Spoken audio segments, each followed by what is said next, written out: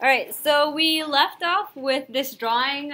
We were trying to draw a neuromuscular junction, but all we drew was the neuron part, which means we still need to draw fibers, muscle fibers, okay?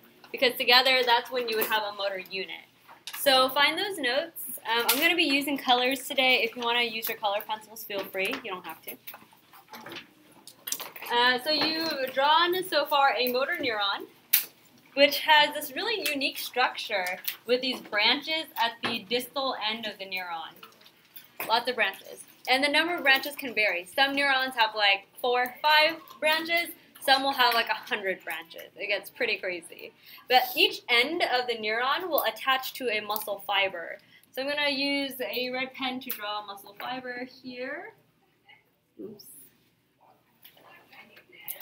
So this end right here, this little piece of the neuron is attached to this muscle fiber.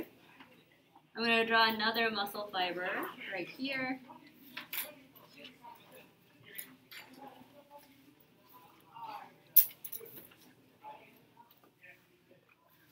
So each one of these rows is a muscle fiber. And of course, muscle fibers are striated, so I'm going to draw some striations here.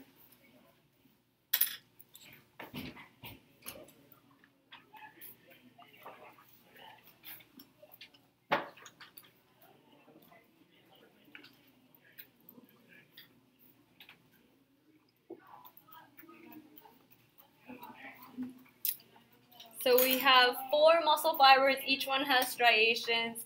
Each one should also have nuclei. So we're going to draw a couple of nuclei per fiber.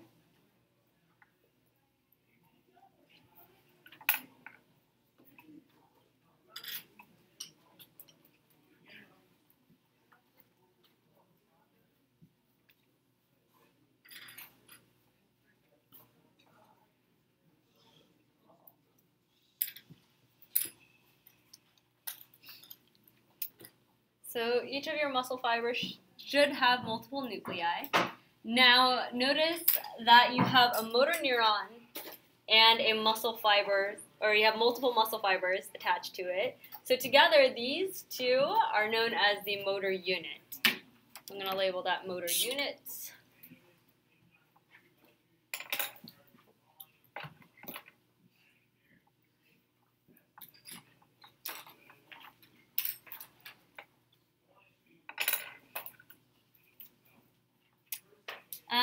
Now notice where the neuron is attached to each muscle fiber. Wherever you have an attachment between neuron and muscle fiber, those are called neuromuscular junctions. So how many junctions do we have in this unit? 4. We have 4 junctions, 1, 2, 3, 4, in this unit right here. Okay. So I'm going to take a black pen and label neuromuscular junction. So this is a neuromuscular junction, so is this one. Neuromuscular junction.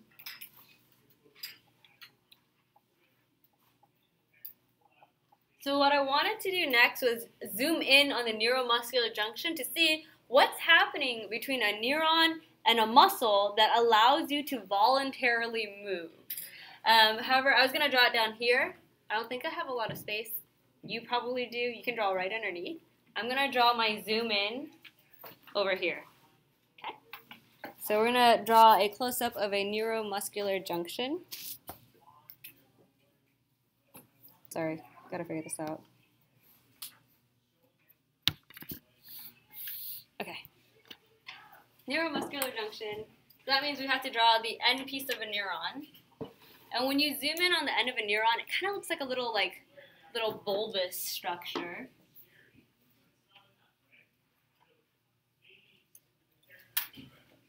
So that's the tip or distal end of my neuron. Motor neuron. And a motor neuron is actually not directly attached to a muscle cell. It actually kind of fits into the muscle cell, but it doesn't actually touch it. So what that looks like is, here's your sarcolemma. Notice there's that little gap. So this is your sarcolemma.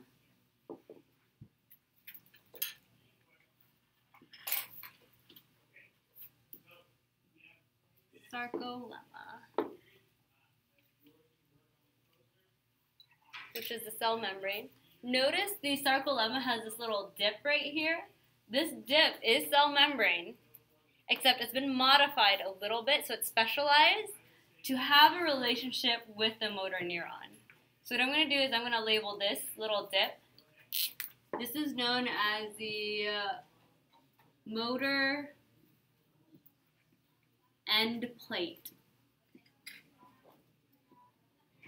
Motor end plate. That specialized sarcolemma where neurons attach. Notice that we have a gap. We don't have a physical connection. That gap has its own name, of course. And that gap is known as the synaptic cleft.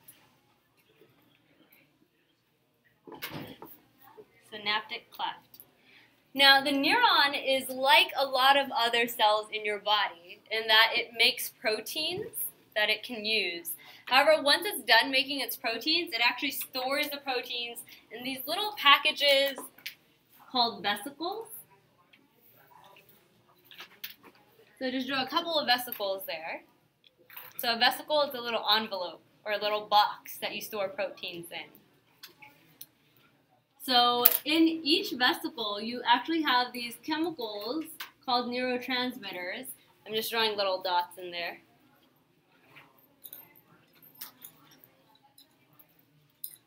Neurotransmitters inside of vesicles here. So that neuron made those neurotransmitters and then stored them in these little envelopes.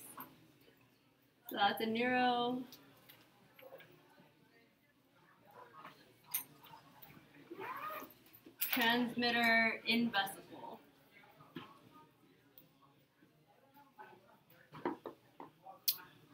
So the neuron makes these neurotransmitters and then it saves them until your brain tells it to do something with it. So this neuron is eventually attached to your brain at some point, and every time your brain says blink, then it sends that message down the neuron to the ends of the neurons, and then it'll send it right here where you have neurotransmitters. And what happens is the cell will release those neurotransmitters. So the vesicles will attach with the membrane of the neuron, and then it'll open up and release the neurotransmitters.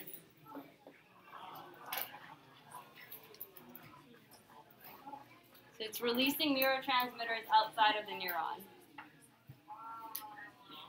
And those neurotransmitters, the word neuro, kind of like neuron, so the neuron made them. What does the word transmit mean? To send a message, deliver a message, right? So these neurotransmitters are sending a message to this muscle, telling the muscle to do work, okay? Neurotransmitters, there's actually a lot of different kinds. Some will make you move your muscles. Some neurotransmitter will make you feel certain ways. For example, when you feel an adrenaline rush, or when you feel really excited, or when you feel really sad, all has to do with the neurotransmitters that your neurons release. So for example, you guys have seen those depression advertisements, right? Where they're like, so depression is a severe disorder. Some people, what happens is their neurotransmitters, they don't have enough. And if you don't have enough, you can't have that sensation of happiness or excitedness. And it's pretty crazy, but that's why some people have to take drugs, so that they can have those neurotransmitters, because their body's not making them. Okay? But these neurotransmitters are a little different. What they're going to do is they're going to diffuse across the synaptic cleft. Once they reach the motor end plate, they'll trigger the muscle cell to do work. So what we're going to do is we're going to finish drawing the muscle cell. Okay? The muscle cell is made up of myofibrils. What are the myofibrils made up of? Thank you. Actin and myosin. So I'm going to draw some of actin and myosin there.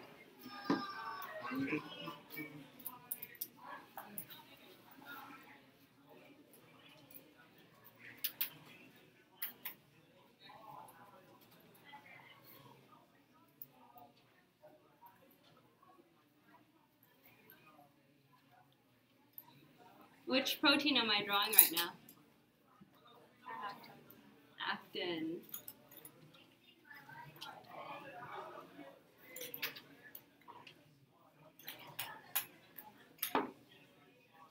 Seems a little crooked.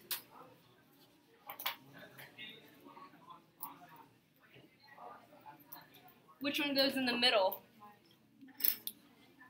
Myosin.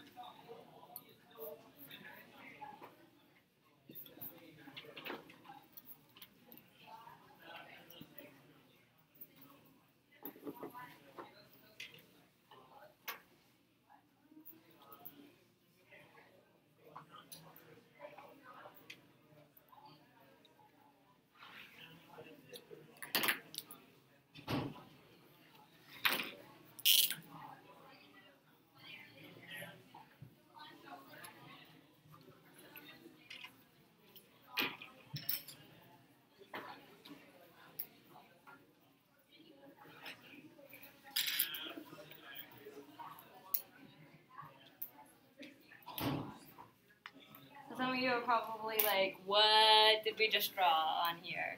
So this is a muscle cell. A muscle cell has a cylindrical shape or a tube shape, kind of like this pen. Okay, so this is a muscle cell. Now the muscle cell has to be covered in a cell membrane. What is the cell membrane called? Sarcolemma. So we'll pretend this is the sarcolemma, okay? So you have the sarcolemma wrapped all the way around.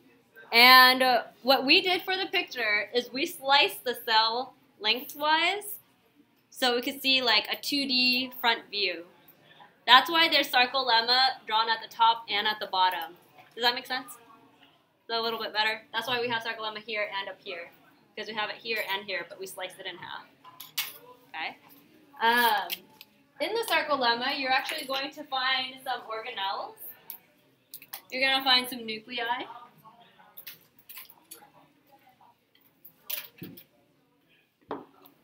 And you usually find a lot of these organelles wherever there's a motor end plate. So that's your nucleus. You'll also find the powerhouse organelle, the organelle that converts a lot of the energy, called the mitochondria. And the way I'm going to draw the mitochondria is I'm just going to draw an oval with a squiggle line through it.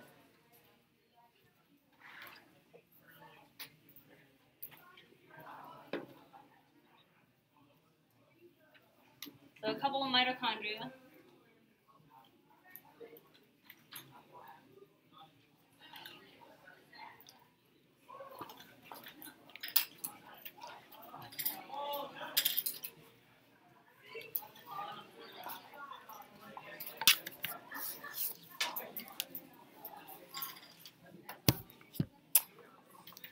So some things to note. Notice how this motor neuron is attached to 4 different muscle fibers. Every time your brain sends a signal down the motor neuron, it signals all of the muscle fibers it's attached to contract at the same time. Okay? So you can't just kind of be like, oh, motor neuron, I only want to half lift this pen up. Can you only trigger like half of your cells? It doesn't work like that. It has to do all of them at once. Okay? So for example, in your back, you have a huge muscle in your back called your lats, and that's actually one neuron with like 100 branches connected to 100 muscle fibers. So whenever your brain says turn, all of them contract at once. Okay? But in your fingers, you know how your fingers can do very small movements, very precise and accurate movements? You have a motor neuron, it's only attached to like 5-10 muscle fibers. Okay? So the less muscle fibers you have attached, the more precise your movements are. For example, can your back grab a pen? No. Not really, right? Some people, maybe if you practice hard enough, maybe. But it's really hard to get your back muscles to write small little letters or small little details like your hand can. Or like your eyes. You can move your eyes a little bit to the left, a little bit to the right, right? If you're following me right now, your eyes are barely moving. They have to move in order to follow me. But they're so precise because you only have like 5 muscle fibers attached to 1 neuron. So the less fibers you have, the more precise your movement is. Yeah. What's a muscle spasm? We'll talk about that lecture 4, because lecture 4 is actually going to explain how neurotransmitter make these muscles contract. And the spasm has to do with the contraction. Yeah. Remember the guy with like the really big muscles? Yeah, the guy with the really big muscles. What about him? Were his neurotransmitters like low compared to like the ratio to his like muscles? Like, is it harder for him to move? I don't know about that. The drugs was what was making those muscles so big, and the drugs weren't actually really affecting the neurotransmitter. They were just adding things into the muscle cell. Yeah, we'll talk about that more later. So some things to note is each muscle fiber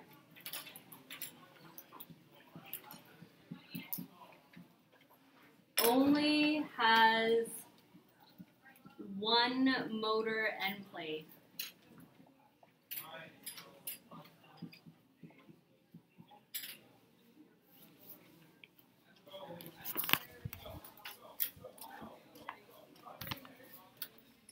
So notice over here, this muscle fiber at the bottom, it only has one motor end plate. It can only have one attachment for the neuron.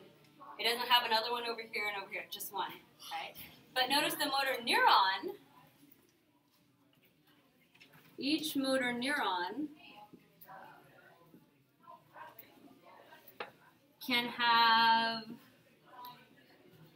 many muscle cells attached. Right? Because this motor neuron, how many muscle cells does it have attached to it? 4, but this muscle cell itself can only have one neuron attached to it. Is that okay? Are there any questions? If you want a better picture, look in your textbook. Yeah. Question? You said there's only you said nucleus is found where there's a motor plate. So like, is there only one nucleus? This is a skeletal muscle, and one of the characteristics is they have multiple nuclei. Yeah, they have a lot. Okay. All right. Any other questions? Okay. What you're going to do now is you're going to start lecture number 3 using your textbook. If you need to borrow mine, feel free. While you're doing that, I'm going to call you back in alphabetical order, and you're going to tell me who you want your lab partner, your dissection partner, to be for the next 5 units. So choose wisely. P.S. No guarantees. Just because you chose them doesn't mean I'll give them to you.